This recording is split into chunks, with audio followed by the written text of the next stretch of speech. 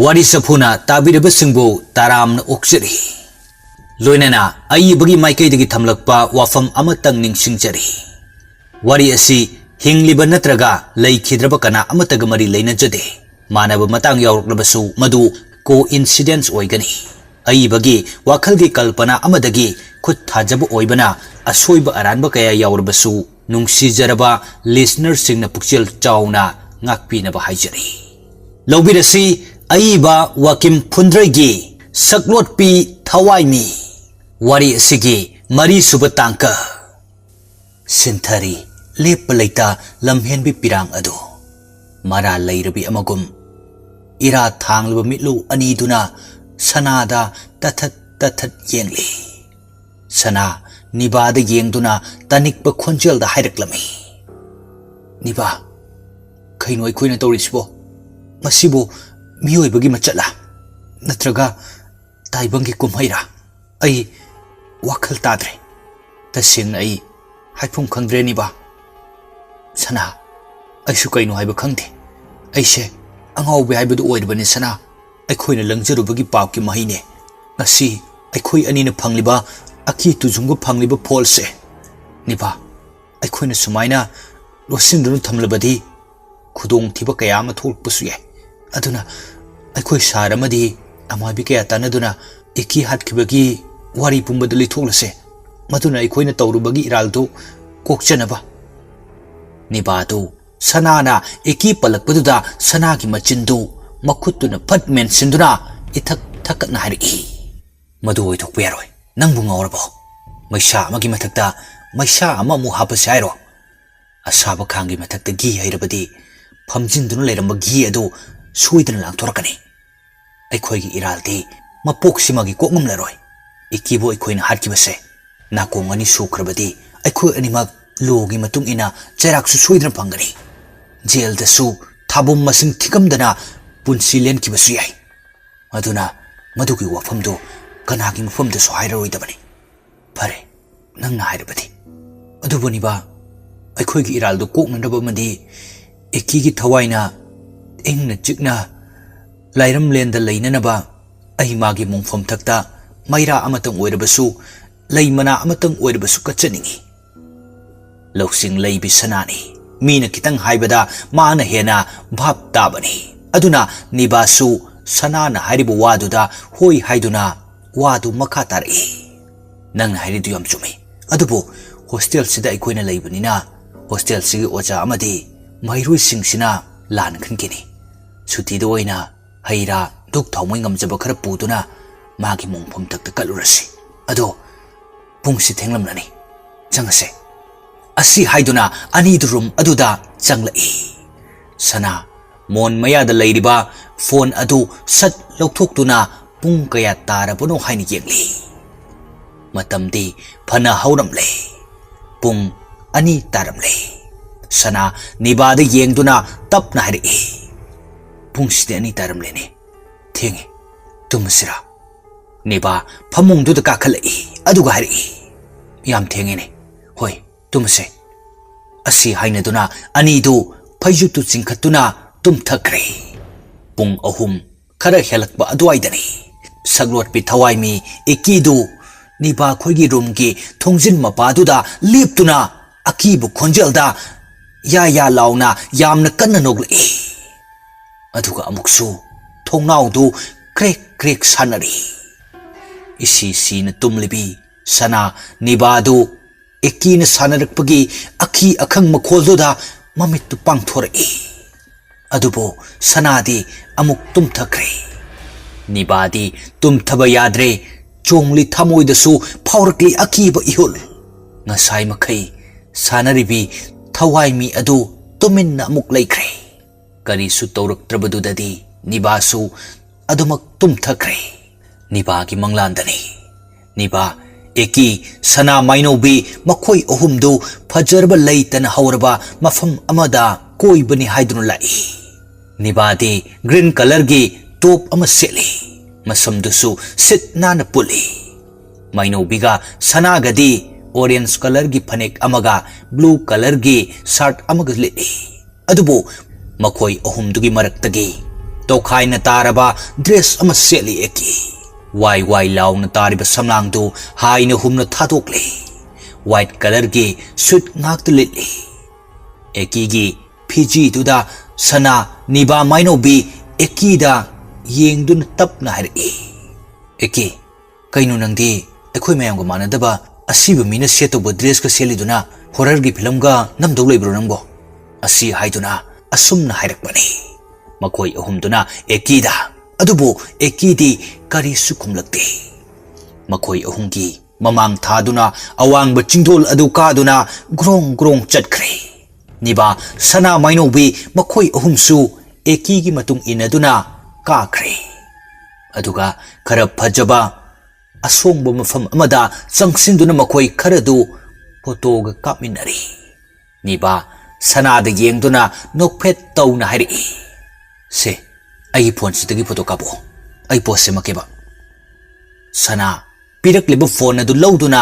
noksin adun hari post tu tawge haradi yongna pan charam dai gi haraubu mong do adumai toro sana gi wahi du da maino bino niba mamit tu phaina yengduna aibu mayamang sida ikabe piriro yare photo ga mata nambirano yare photo ga loi khajare asi haiduna phone du sana ki makhutaki tap muli sana machindu khajik sukatuna nangnabu yare hairadi aisune adum yar bazani kai haino khangdemi mina phagi to buga se amti yadra mani magi makuk chakpi amuk amuk lekhet pi se adum tawra dongni kadaino phone du piro kapagi nipa ngai hak khanjana rab matung phone adu amuk sana da pi tun hari se bhajan namuko thiramladi nungani nang asi haiduna ani du photo khara kaptuna leiri maino bisu manakta leptuna leiri ngai haktuda phajabagi mayaina lukhra male bukning wakhal singtu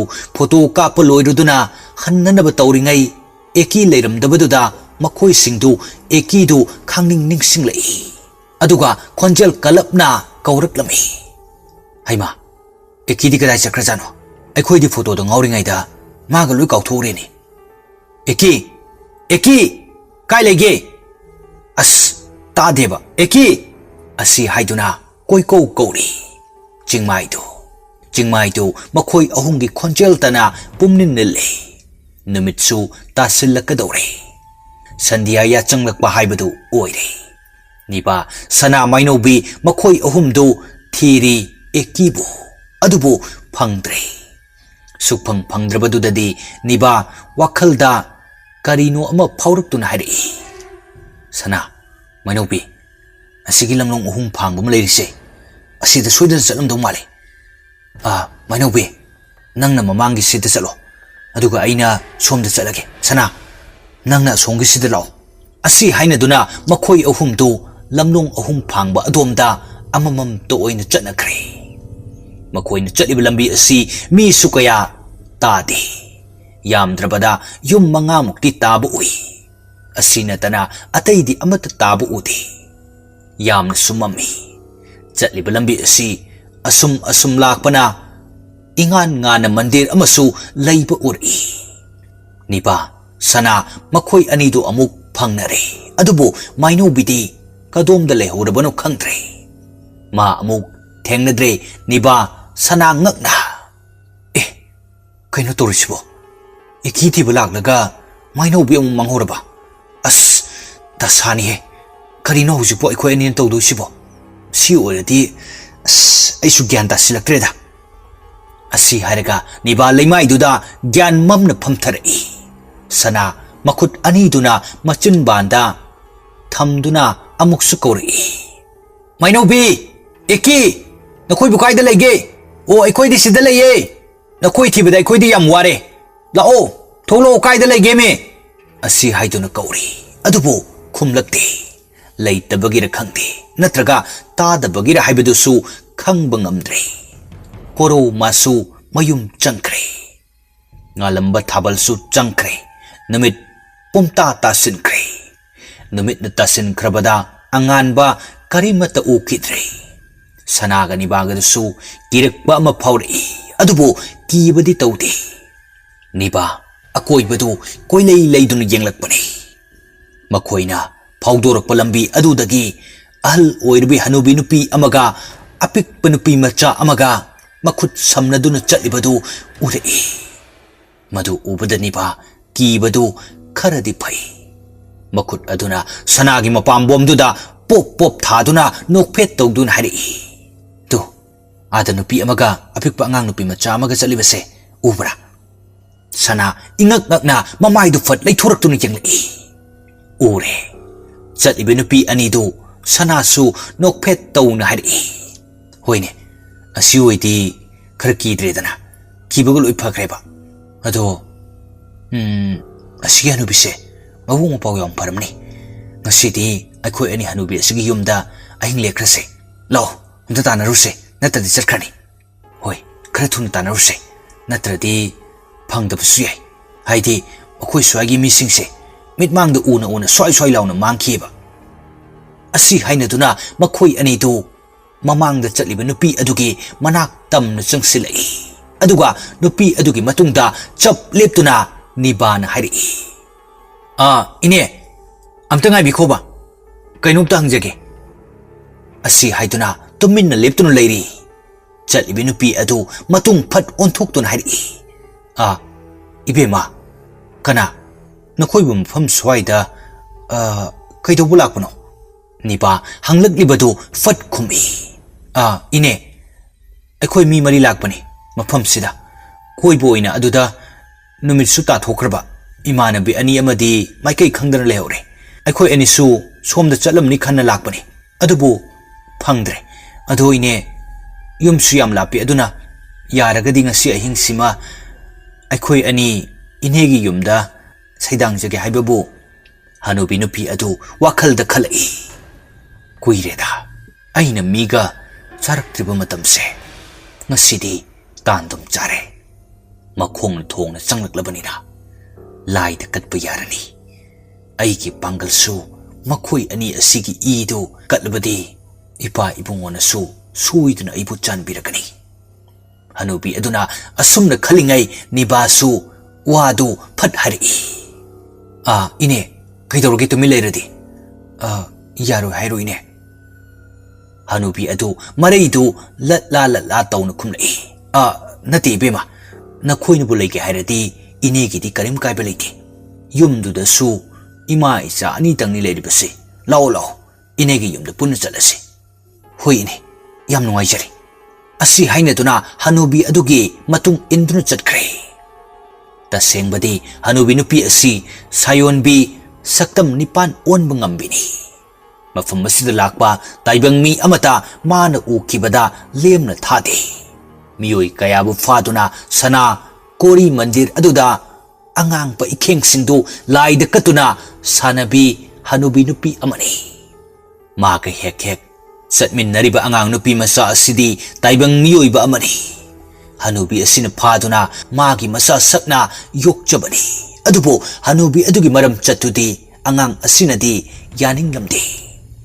upai leite piklibe angang nupi masa sisu nongmadi hanubi asigi khayat ta khigadra khanna mathwa yamna wajaribini angang aduna su wakhal da khanjai pangida komiyoiba sayoni pan onba ngambi hanubi asigi khayat na khoisu soidana takhrani do upai leiterbi aigi punsi sinadi nungti numit khudingi nijabani taibang mapuda aibu mafam asidagi kanbiyu haina naraibak onthokna thida nakhoi anigi laibak sisu khanjari piklibi angang adugi wakhal dasu makhoi maridu asum lakpana hanubi adugi mayum adu yorakle hanubi adu sumang adu leptuna nibaga sanagada yengdun hari yengo nupi masasa yumse hanubi ayaki piklaba khangpok sangni nakhoi bu leiba hainaga dawribra niba sana makhoi anidu yumduda misna ani singduna yam luthana yenglai yum adudi maisu thande kana su leiba ude pungmam mami michik mirau kol tade hek yengbada aki tujungba phawi adubo makhoi anidu karisu khansinnadan hari ine yanida Kaigi hainaroidauno, hainanida. Asi haiduna hanubi aduda hairakbani. Sana nibagi manakongduda tapna hairaki. Nupi, aidi leiba hainadong mandi. Udro, yumsi kainong mitugdawi. Lahi ka leiramdong mali. Mirang yam tuiba. Nibasu kangi. Yumdu ubada. Nibasu tadanaba mongda hairaki. Pumnamak hangchin bahayduni. Ado, tumbagi yadong mandi. Namit na nato, singuko. Hanubi sisu kainong mitugdawi. Last like oiramadi, aidi mangjari. As nang suba, matang sadana, melay langkre. Yung makisaktaga, nang makisaka. Asi haiduna, anidu wari sanani ngay, hanubi nupi adu, manggol tu kakatuna, anidu du yeng lagari. Kaidurage na koy anipo, kakalo adana. Kaisu tawdi, hoy. Asi haiduna, manggol tu kakalai. Hanubi aduna, asum na hari. Tu, sige kasi, kanam talay tabani, na koy ani lero. Hoy ini. Wahi si hairam laga, hanubi nupi adu, may thung makalam na haraw imong adom da changki. Nibaga sanaga so, hausik, hanubi nupi aduna, hairam baka aduda, changmin na rai. Aduga, kagi thong adu, tap na hangdurak tu na, changlakbani. Adubo, kong tu, nama thangsilakbaga, karino kangdaba, ing lauba achot pa amada, hek net ure. Niba, ikang na, phone may dutando na, karino hay na yengli. Ure, ka aduda, tap tari ba, angang ba ikeng singto. Madu ubada sana, niba, angakwa pawi. Sana, masasu, tu chungki ba kangawde. Makalak, inik pa makay, niba da yeng na, tap na hari. Kaino sidi, ingak tane, niba, ay sing na tabang amdi. Wakal sisu, sarang narakpadang utawi. Hanubi asi, miga hala sabazala. Natraga, sasangi karbar ka tawjalo. As, ay kuy gilaybak si diba? Sak gilaybak ay duni. Ado, ay susung kiri. Salo mo na padawjala. Sale na kalone. Nabidang sida, katay dono ba? Ay kuy ani na layro do sibo. Kangdreda. As, untok pa da sa ay duni. Parece, to balak sarani. Masi ahing sidi, war suwa na len krasi. Hayang nung, anpung torok pa adway da, sa laurasi, anido sikir sangira, makuito pala jawrani. Pare, nang nahari ba doon na, masi ahing se, le krasi. Ado ay di, kidi kijakre, mitching na se, lawasang se. Anido, ngayak wari sanar bumatong, kaduda kitik kirum taw na, sangmin na rai. Niba, sana makoy anido, kibagi mayay na potabo yadre. Wakalda pangkanda kalai. Ahing michik miraw kol tana drabo matam ni. Ngasay ki angang nupi machado hanubi lay nupi aduna. Tumthakiba tanja yeng duna tap na nibaga sana ka lay nibaka aduda changlai. May nagamambaga karimta suudi. Adubo amambada lakliba nupi macha adudi mamit singi. Atay na utrabaso, manadi, mayik siyang na uri. Aduna, nibaga sanaga na famliba, mayay da sangsilak na makoy anigi, mapambom to da tap na payri. Sana, niba, kang prega kangi. Angang nupi aduna, tap na asum na hari. Isi, bakit kano? Ay sutay bang miyoy ba ni? Adubo, laybag tiba mana, mapamsida, na koy na lagpasini. Hanubi saktam olibi nupi asidi taimang miyoy ba nati? Patrabi hingsabi lay nupi ni. Taibang miyoy ba kaya po pado na sana kori mandir da mi aduki ising do lay da katpani. Nakoy susoy da na taway manglani. Adun nakoy ani na taway hingja na ba hausing mafamasi tatuk na sakro. Maduna nakoy ki atsumbalambi oy gani. Kari kumba lay nupi asina haugalak na bati nakoy ba hatok pikiba tare. Nibaga sanaga do kina layrambaga angang nupi asina harakliba waduga hena akiba pauri. Sana mamit mana chap yung ba makayeng do na tap na hari. Ha? Hanubi ado minate ba? Oh, sumle na ay koy na kanba do. Bem, nang di kay day no. Mataw karam na Hanubi asiga taibang mi nanggadi leminarino. Nangondadi karimta tawdabra. Ma'am, se dayo ba? Ako'y anina pangbang ngamgadaba mating oiradi na ako'y na bayong mating soy na panganiye.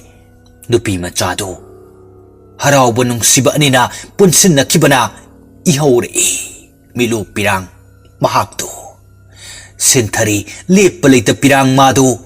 Angang adugi mittagi sintarak liba mitki pidu sattay thukduna wadu makha amuk tari.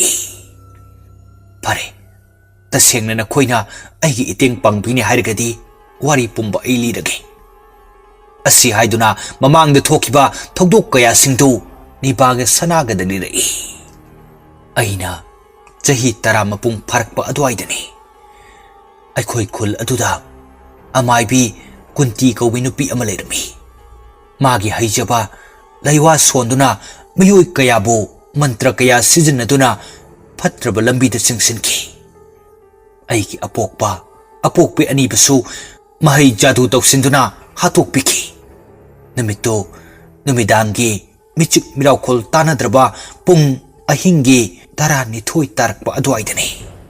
Rina angang oijarabasu tumthaba yadri. Masado ichok soktare. Thabalsu yamna pai. Purnima ki ahingni.